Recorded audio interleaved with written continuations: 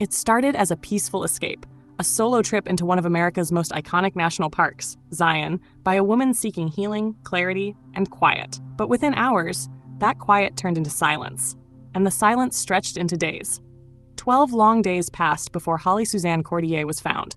She was alive, barely, but her story didn't end there. In fact, for many, that's when the real questions began. What happened during those missing days in the desert? And why, even after her safe return, did so many people find her story hard to believe? Holly Suzanne Courtier was 38 years old in October of 2020. A devoted mother, she was known as thoughtful, sensitive, and deeply spiritual. Friends say she had been going through a period of profound transformation, emotionally, mentally, even spiritually. She had recently left her job as a nanny in California. Like so many during the pandemic, Holly was trying to reset her life. She was also battling some internal struggles. According to her family, she'd suffered a traumatic brain injury in the past year. An accident that left her with cognitive challenges and emotional shifts she was still coming to terms with. Nature, for Holly, had always offered a kind of sanctuary. And Zion National Park, with its red cliffs, quiet canyons, and echoing silence, seemed like the perfect place to reflect and reset. On October 6, 2020, she entered the park alone. She carried no phone, no GPS, just a small day pack, and she didn't come back. When Holly didn't return as expected, her family grew concerned, fast. Her daughter, then 19, was the first to sound the alarm. She'd spoken to her mother shortly before Holly entered the park. Everything had seemed fine. There was no mention of a long hike, no warning of going off the grid. Soon, a multi-agency search was underway. Park rangers, search and rescue teams, drones, and volunteers combed the rugged terrain around Zion, focusing near the Kayenta Trail and the Upper Emerald Pools area. This wasn't open wilderness. It was a popular area, frequented by day hikers and tourists. But there was no sign of her. Days turned into a week. And still, nothing. No tracks, no clues. Just absence, just that growing, gnawing silence. Some began to fear the worst. Others held on to hope. Her daughter never wavered. And then, 12 days after she vanished, came the break. On October 18, 2020, rescue teams found Holly. She was alive, near the same area she was believed to have entered, close to Kayenta Trail. Her condition was fragile. According to officials, she was disoriented, dehydrated, and weak. She was taken to a hospital for evaluation. For most people, that should have been the end of the story. A miraculous recovery, a family reunited, and closure after an agonizing wait. But the moment Holly was found, the narrative began to shift. Because the story she told didn't quite match what many expected. According to her family, Holly had intended to meditate in the park. She hadn't planned to be gone for long. But something went wrong. She reportedly injured her head early into the hike, possibly from a fall, leaving her confused and unable to navigate. She survived by drinking water from a nearby river. She didn't eat. She remained hidden in a thickly vegetated area, reportedly avoiding search parties at times because she wasn't thinking clearly. Her daughter said Holly had no malicious intent in disappearing. She was simply in distress, mentally and physically, and unable to call for help. The injury, combined with the emotional challenges she was already facing, had left her in a vulnerable, altered state. To some, the story sounded plausible. To others, it sounded impossible. Not long after news of her recovery broke, doubts began surfacing, first on social media, then in national outlets. How could she have survived without food for 12 days? Why hadn't she flagged down any of the dozens of searchers combing the area? If she was in a well-traveled zone, why wasn't she spotted sooner? And most of all, why did the story change? Zion National Park officials released a subtle but notable statement. They clarified that Holly had been found as a result of a credible tip from a park visitor. In other words, she hadn't simply been discovered by trained searchers. They had been told where she was. Some reports suggested she was cleaner than expected for someone who had been outdoors for nearly 2 weeks. Others raised concerns about the nature of the search, how it was conducted, and how her location was ultimately pinpointed. Then came the most damaging suspicion of all, that perhaps the disappearance had been staged. To be clear, no charges were ever filed. No evidence of deception was formally proven. Her family firmly denied any suggestion that the case was a hoax. They acknowledged her mental health struggles and explained her erratic behavior through that lens. Holly had, they said, gone to Zion to heal, not to vanish. But once injured and disoriented, her instincts turned to survival, not communication. Still, the speculation persisted. Investigators stopped short of calling it a false report, but the tone shifted. Park officials said they were reviewing the case. The Courtier family, once hopeful and open, began to pull back from the media spotlight. It raised a deeper question, one that ripples far beyond Zion. When someone disappears under unusual or confusing circumstances, how do we choose what to believe? Do we trust the story of survival, even if it doesn't follow a neat narrative? Or do we default to doubt, especially when answers are incomplete? Behind the headlines, there is a real woman, a mother, a daughter. A person who suffered, recovered, and became the center of a national debate she never anticipated. Holly Suzanne Courtier was found alive. That alone should have been enough. But in an age of internet detectives and instant judgment, even survival can become suspect. It's worth asking, what happens when someone disappears and then comes back with a story that doesn't make sense? Does mystery itself become the crime? Today, the Courtier case remains open-ended. There is no criminal resolution, no definitive explanation, no satisfying twist. Just a woman who went missing and then came back. Some believe she endured something traumatic in those 12 days, something so disorienting it altered her memory and perception. Others believe the story was never about danger, but about something deeper. A cry for help, a moment of collapse, or something even more personal. But perhaps what unsettles us most isn't what happened. It's that we may never truly know. Zion is a place of beauty, but also of silence. It swallows sound, light, and sometimes people. It's a place that can reflect the soul or break it.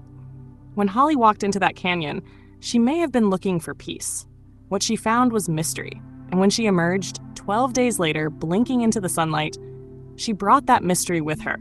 And maybe that's the real story. Not how she disappeared, but why we still can't look away. There's a moment, just before the water rises, when everything seems still. The rocks shimmer in the sun, the narrow canyon walls echo with distant footsteps, and then, without warning, the silence breaks. A rush of muddy, unstoppable water barrels through, and within seconds, everything changes. On August 19, 2022, 29-year-old Jetal Agnihotri was hiking in one of the most iconic landscapes in the American Southwest, Zion National Park. She wasn't alone on the trail. Dozens of visitors were walking the Narrows that day, a slot canyon carved by time and water. But by nightfall, Jetal would be missing, swept away by a flash flood in the Virgin River. What followed was one of the largest search efforts in the park's recent history. And at its center was a young woman, far from home, lost in one of nature's most unpredictable places. Jetal Agnihotri was a woman with plans. Originally from Frisco, Texas, she was a graduate student studying at the University of Arizona in Tucson, focused on achieving what she saw as a meaningful life through education and discipline. Her background was rooted in perseverance and a quiet strength that, according to those who knew her, revealed itself in the way she treated others, with gentleness, humility, and an unwavering sense of purpose.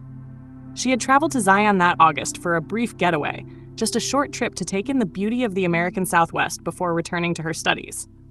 Zion, with its towering red cliffs, peaceful trails, and winding rivers, draws more than 4 million visitors every year. It's the kind of place that feels like a painting, timeless, still. But beneath that beauty lies something else, something that many overlook until it's too late. The Narrows, where Jetal chose to hike, is one of Zion's most popular and visually stunning trails. It's not a path in the traditional sense. Instead, hikers walk directly through the Virgin River, surrounded by narrow canyon walls that stretch hundreds of feet overhead. The experience is breathtaking, but it comes with a risk: flash floods. These floods can begin miles away, often triggered by distant storms that dump water into narrow channels. Within minutes, the river can transform from a gentle stream into a violent surge of muddy, debris-filled water. The National Park Service warns visitors constantly about this danger. Signs are posted, forecasts are updated daily. But even with the best intentions, nature doesn't always give fair warning. On the morning of August 19th, Jetal was part of a group exploring the Narrows. The skies above seemed clear, but storms had formed upstream. Around the early afternoon, water levels in the Virgin River began to rise rapidly. A flash flood was in motion. Witnesses described the sudden surge of water and debris as terrifying. The walls of the canyon offered no escape. The river, which had earlier been ankle-deep in places, quickly became powerful enough to knock adults off their feet. Park officials believe Jetal was swept off her footing sometime during this flood event. Her friends reported her missing that evening after she failed to return. That triggered an immediate response. Rangers closed the area and began scouring the riverbank. But as night fell, darkness and the high water made the task nearly impossible. The fear that she had been swept far downstream began to settle in. Over the next several days, more than 170 personnel participated in the search. They came from state and federal agencies across Utah and surrounding areas. Helicopters flew over the Virgin River. Search dogs were brought in. Teams combed through brush, riverbanks, and hard-to-reach corners of the canyon. Despite the intensity of the operation, there was no sign of Jetal for days. As the search wore on, hope clashed with realism. Flash floods are not only fast, they are unforgiving. Water moves with immense force, especially in places like the Narrows, where there's nowhere for it to go but forward. And the Virgin River doesn't follow a straight path. It borras. Winds and dips, passing through sharp turns, deep pools, and areas where the current can conceal almost anything. The public followed the case closely, social media filled with updates and prayers. Many were struck not just by the tragedy, but by how relatable it felt. Jetal could have been anyone, a visitor looking for a peaceful hike, unaware of just how quickly things can turn. 5 days passed, then 7. Still nothing. And then, on Monday, August 22nd, around 6:30 p.m., authorities made a discovery. Jetal's body was found in the Virgin River near the Court of the Patriarchs, several miles south of where she was last seen. The flood had carried her far from the Narrows. In that moment, the search ended, but the questions didn't. What is it about these places, these beautiful remote spaces, that draw us in, even when we know the risks? Zion National Park, like many others, offers experiences that few other places can. Solitude, immensity, a sense of connection to something older than we are. But that beauty often disguises a brutal truth. Nature doesn't make exceptions. It doesn't pause for us to catch our breath or give us time to prepare. It just moves. For Jetal's family, the grief was profound. She had come to Zion for joy, for perspective, maybe even a little escape from the routines of academic life. Instead, she became a name in a tragic headline, another hiker lost in the wild. But to those who knew her, she was much more than that. She was a daughter, a friend, a person with dreams and goals and a quiet but steady belief in herself. After the discovery of her body, officials confirmed that her death was the result of accidental drowning, consistent with being caught in a flash flood. There was no foul play, no lingering criminal suspicion, just the raw force of nature and an ill-fated moment that offered no chance of escape. The National Park Service later emphasized how rare and sudden these events can be, even with forecasting systems in place. On the day of the flood, a flash flood warning had been issued. Rangers had posted updates and conditions were being monitored, but once the water starts moving, it becomes almost impossible to predict exactly where it will go or whom it might affect. Jetal's case led to renewed calls for stricter closures when flood risk is high, even if skies appear clear. Many visitors understandably assume danger looks like thunderclouds or torrential rain, but in desert canyons, it's often what you don't see that presents the real threat. There's no dramatic twist in Jetal's story, no criminal mystery or dark motive. Instead, it's a quiet tragedy, one that unfolded not because of human cruelty, but because of timing, terrain, and the unpredictable power of nature. And perhaps that's why it lingers so deeply, because it reminds us how little control we truly have when we step into the wilderness. For those who visit places like Zion, Jetal's story is a sobering reminder. Preparation is essential, awareness is critical, and even then, some risks remain beyond our reach. In the weeks that followed, her university community held memorials. Her family, understandably private in their grief, asked for space and prayers. And though her story may fade from headlines, It will remain etched into the memory of that park and of those who search for answers in the riverbeds and sandstone canyons of the American West. We often go into nature seeking peace, but nature isn't peaceful. It's powerful, indifferent, and sometimes heartbreakingly, it takes from us when we least expect it. Jetal Agnihotri's life ended not because she was reckless or careless or unprepared. It ended because of a moment, one flash of water moving through stone, and the unforgiving silence that followed. A lone vehicle sat quietly at the Grotto trailhead in Zion National Park. The sun was slipping behind the canyon walls, and the last of the day's hikers were making their way back to safety. But inside that parked car, there was something missing. No bags, no gear, no movement, just silence. And the name attached to that vehicle, Corbin McMillen, would soon be echoed through canyon walls in a desperate search for answers. Corbin was a 42-year-old man from Missouri. He wasn't just another visitor to Zion. He came with purpose. On February 18, 2021, he told his mother he planned to hike Angel's Landing, a trail known for its beauty and its danger. It's one of the most iconic and intimidating hikes in the United States. Narrow ridges, 1,000-foot drops on either side, and a final ascent where hikers cling to chains bolted into the cliff just to make it across. It isn't a place you go without understanding the risks. And Corbin seemed to understand that. At least, that's what everyone believed. When park rangers found his car that evening, abandoned, alarm bells started to ring. There was no sign of Corbin anywhere nearby, no indication of when he had started or whether he had ever returned. That trail, Angel's Landing, is demanding, but it also draws experienced hikers every day. Still, no one recalled seeing Corbin that afternoon, and there was no logbook to track his progress. Just a vehicle. Quiet, waiting. By the next morning, a full search had begun.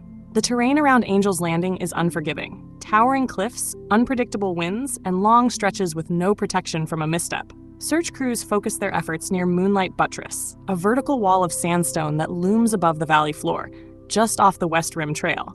It's a striking geological feature, a place climbers know well, but hikers rarely stray too close. And it was here, at the base of that sheer cliff, where Corbin was found. He had fallen. His injuries were consistent with a high-elevation descent, uncontrolled and final. The search was over, but the questions had only just begun. Why was Corbin near Moonlight Buttress? It's not part of the main route to Angel's Landing. In fact, it's off to the side, away from the usual traffic. It would have required a detour, one not clearly marked. And even more puzzling, Corbin wasn't dressed for serious climbing. He wasn't carrying ropes, protective gear, or anything to suggest he intended to scale the wall or descend it. Theories started to build quietly, in the minds of those following the story. Did he accidentally veer off the trail? Was he trying to get a better view of the canyon, not realizing how close he was to the edge? Or was there something deeper going on? Something more personal, more private, that brought him to that point? By all accounts, Corbin was a kind man, introspective and thoughtful. He loved the outdoors and often found comfort in nature.